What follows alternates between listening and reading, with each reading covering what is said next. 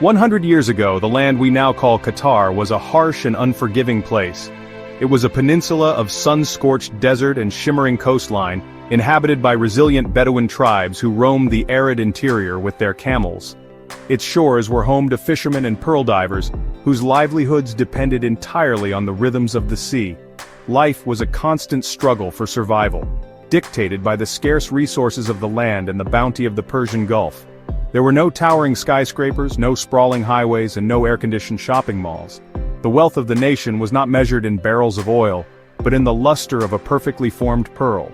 Today, on this very same patch of earth, stands a nation of almost unimaginable wealth and influence. The dusty tracks have been replaced by 8-lane motorways, and the humble fishing villages have transformed into a futuristic metropolis. The Doha skyline, a forest of steel and glass, pierces the sky, reflecting the ambition of a country that has risen from obscurity to become a global player in finance, diplomacy, and culture. The contrast is truly staggering. From a quiet backwater known only for its pearls, Qatar has emerged as a powerhouse, hosting the world's most prestigious sporting events and brokering peace in distant lands. This is a story of remarkable transformation. The journey from a tribal society to a global hub was not simple, nor was it accidental. It is a tale woven with threads of ancient tradition, colonial influence, geological fortune, and visionary leadership. The discovery of oil was the catalyst, the spark that ignited the engine of change, but it was the careful and strategic management of this newfound wealth that truly shaped the destiny of the nation. The people of Qatar, once nomads and seafarers, found themselves at the helm of a rapidly modernizing state, navigating the complex currents of the 20th and 21st centuries. Their story is a powerful testament to how quickly fortunes can change. This essay will explore that incredible journey. We will travel back in time to the days of the Bedouin, to understand the deep cultural roots that still anchor the nation today. We will witness the decline of the pearl trade and the arrival of the first oil prospectors, a moment that would alter the course of history forever. We will follow Qatar's path to independence and its careful steps in building a modern state from the ground up. Finally, we will examine its assertive role on the world stage, its grand ambitions, and the challenges it faces as it balances its rich heritage with a relentless drive towards the future. Before the discovery of oil, life in Qatar was profoundly shaped by its harsh desert environment and its long coastline. The interior of the peninsula was the domain of the Bedouin, nomadic tribes who were masters of survival in the arid landscape. Their existence was a continuous migration, moving with their herds of camels, sheep, and goats in search of scarce water and grazing lands. The camel was central to their world, providing not only transportation but also milk, meat, and wool. Their culture was rich with oral traditions of poetry and storytelling, and their society was organized around strong kinship ties and a deep sense of loyalty to the tribe. Along the coast, life revolved around the sea. Small communities of fishermen and pearl divers populated the shores, their lives governed by the changing tides and seasons. For centuries, pearling was the backbone of the Qatari economy. From May to September, thousands of men would set sail on traditional wooden boats called dhows for the purling banks. The work was grueling and dangerous. Divers would plunge to the seabed, holding their breath for minutes at a time, with only a nose clip and a basket to collect oysters. The pearls they found were highly prized in markets from Mumbai to Paris, and they represented the region's primary source of wealth. The social structure of pre-oil Qatar was built upon these two distinct lifestyles, the nomads of the desert and the settlers of the coast. While their daily lives differed, they were interconnected through trade and tribal allegiances. The ruling Al Thani family, who originated from the interior, established their base in the coastal town of Doha, gradually consolidating their leadership over the various tribes on the peninsula. Power was decentralized, with local sheikhs holding significant authority over their communities. This tribal system, with its emphasis on consultation and consensus, has left a lasting imprint on the country's political culture. This traditional way of life, which had endured for generations, was a delicate ecosystem. It was entirely dependent on the natural resources of the land and sea.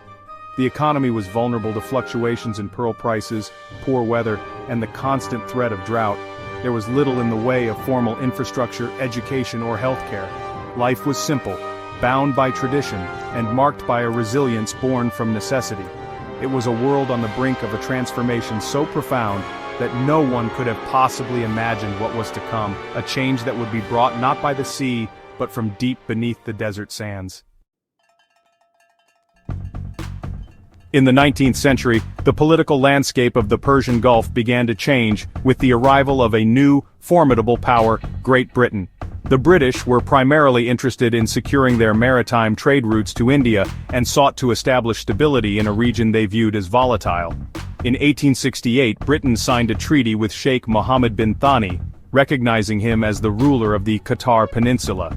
This agreement marked the beginning of a long and complex relationship. It offered the Al Thani family a degree of protection from external threats, such as the Ottomans and neighboring powers, and helped them consolidate their authority over the various tribes within Qatar.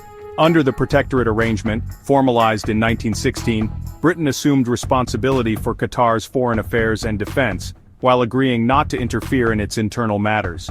This provided a shield of security that allowed the ruling family to focus on domestic governance. However, this period was also fraught with internal challenges. Rivalries between different tribal factions and powerful merchant families sometimes threatened the stability of the nascent state. The ruler had to skillfully navigate these complex dynamics, balancing the interests of different groups to maintain a fragile unity. The British presence, while protective, also underscored Qatar's dependent status in a world dominated by colonial empires. The early 20th century brought a devastating blow to Qatar's traditional economy.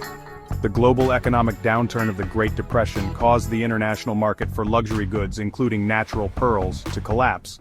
This crisis was compounded by the invention of the cultured pearl in Japan, which flooded the market with a cheaper alternative. For Qatar, a land whose entire economic existence was built upon the pearling industry, the effect was catastrophic. The once thriving pearl trade, the source of its wealth and identity for centuries, dwindled into insignificance almost overnight, plunging the population into severe poverty and hardship. The collapse of the pearling industry marked the end of an era. It was a period of immense uncertainty and despair for the people of Qatar. The traditional ways of life that had sustained them for generations were no longer viable. The dhows rotted on the beaches, and the divers and merchants were left without a livelihood. The peninsula, already a harsh place to live, became even more challenging. It was during this desperate time, with the old world crumbling, that a new hope emerged from an entirely unexpected source. Prospectors in search of another precious commodity began to turn their attention to the deserts of Qatar, looking for the black gold that lay hidden beneath. Just as the old economy of pearls was dying, a new one was about to be born. In 1935, Sheikh Abdullah bin Jassim Al Thani granted an oil concession to the Anglo-Persian Oil Company. Geologists and engineers arrived, bringing with them strange new machinery and a sense of cautious optimism. After several years of exploration, their persistence paid off. In 1939, at Dukhan on the west coast of the peninsula, they struck oil. This momentous discovery was the turning point in Qatar's history, the single event that would redefine its future. However, the outbreak of the Second World War just months later delayed the start of commercial production, and the country had to endure several more years of hardship.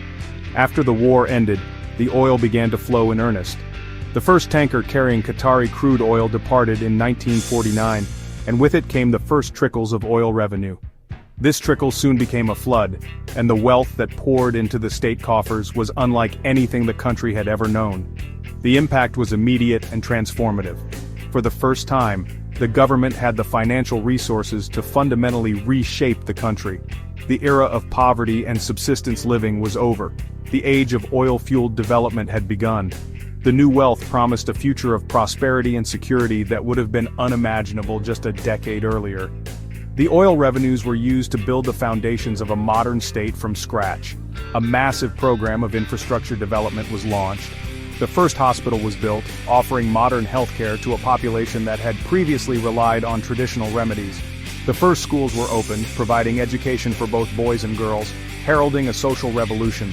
Roads were paved, a reliable electricity grid was established, and a deep water port was constructed in Doha to handle the growing trade. These projects not only improved the quality of life for ordinary Qataris, but also attracted migrant workers from across the region and beyond, fundamentally altering the country's demographics.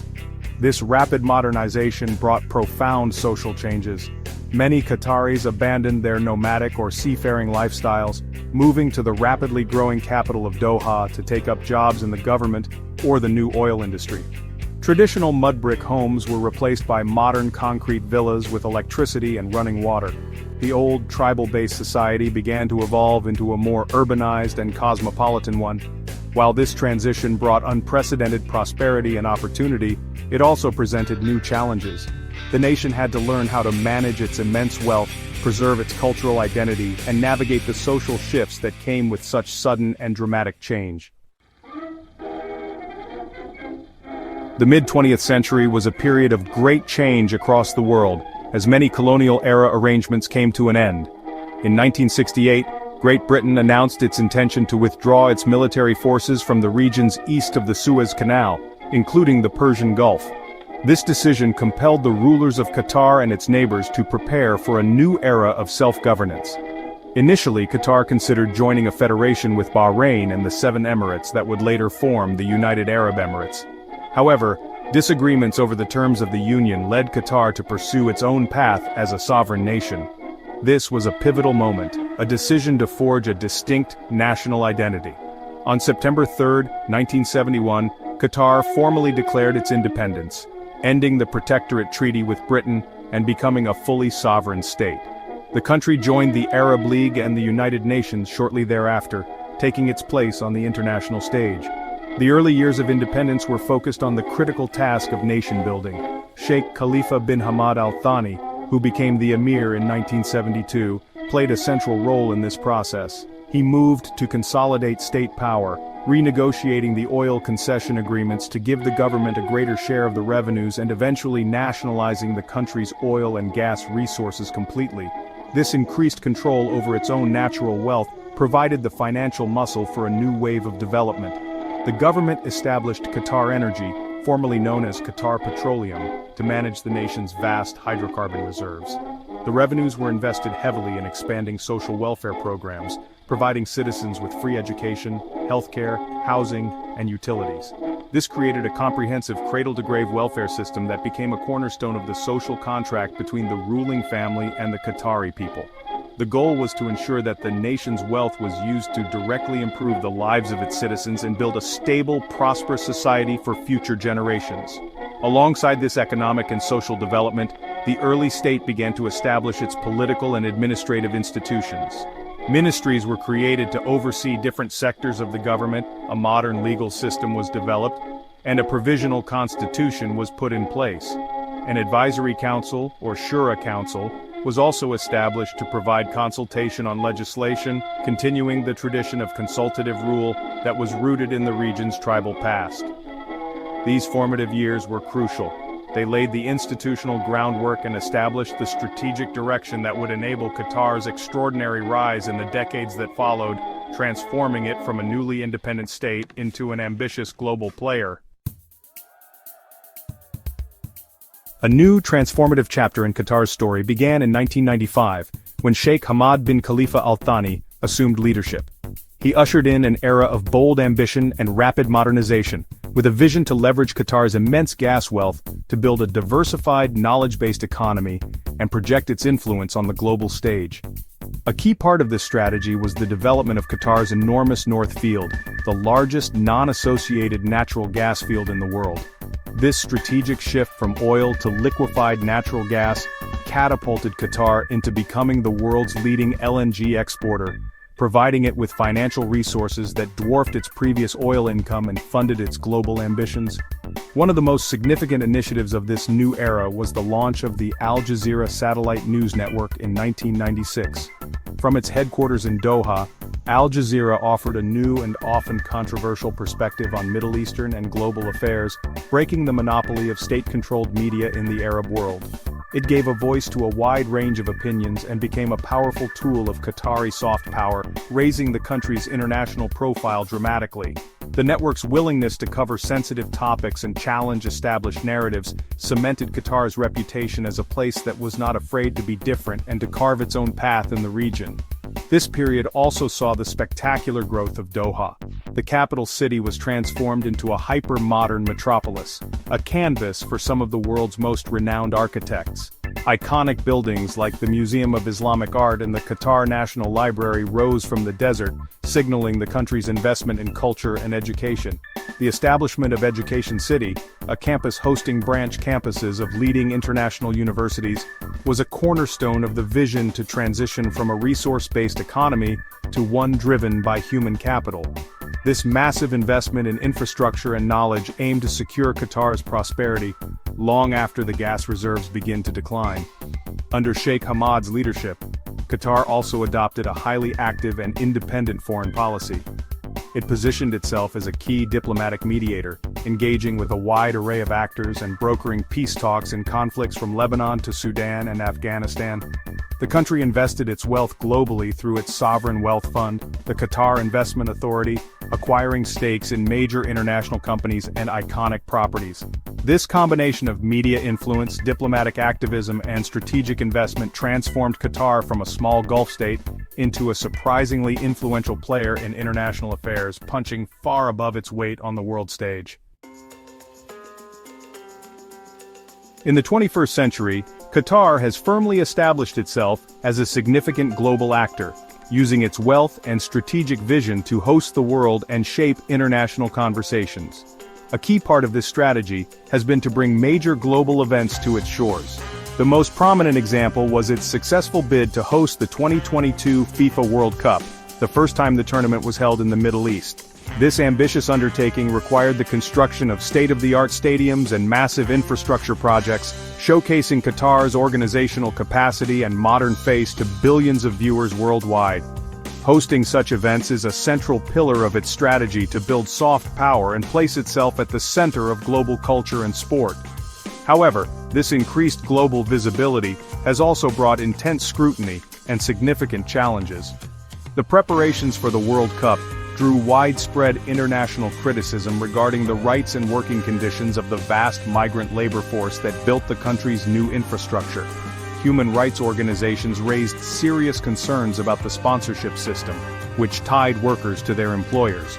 In response to this pressure, Qatar introduced significant labor reforms, including a minimum wage and measures to dismantle the system. These reforms, while seen by some as incomplete, represent a major effort to address its global image and align its practices with international standards. The country's assertive foreign policy has also created friction within its own neighborhood. Its support for different political groups during the Arab Spring and its relatively cordial relationship with Iran put it at odds with some of its powerful neighbors. This tension culminated in 2017 when Saudi Arabia, the United Arab Emirates, Bahrain and Egypt severed diplomatic ties and imposed a comprehensive blockade on Qatar. This was a profound crisis that tested the nation's resilience.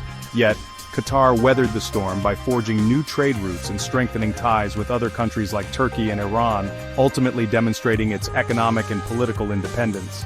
The blockade was lifted in 2021, but it left a lasting impact on regional dynamics. In conclusion, the story of Qatar is a remarkable saga of vision, ambition, and resilience. In the space of a few generations, it has transformed itself from a collection of desert tribes into a wealthy, modern nation with a significant voice in global affairs. Its journey shows how a small nation, through strategic use of its resources and bold leadership, can achieve outsized influence. Qatar continues to navigate a complex path, balancing its deep-rooted traditions with the demands of a rapidly globalizing world. Its story is a powerful reminder that in our interconnected age, size is not the only measure of importance, and that even the smallest of nations can leave a large footprint on the world.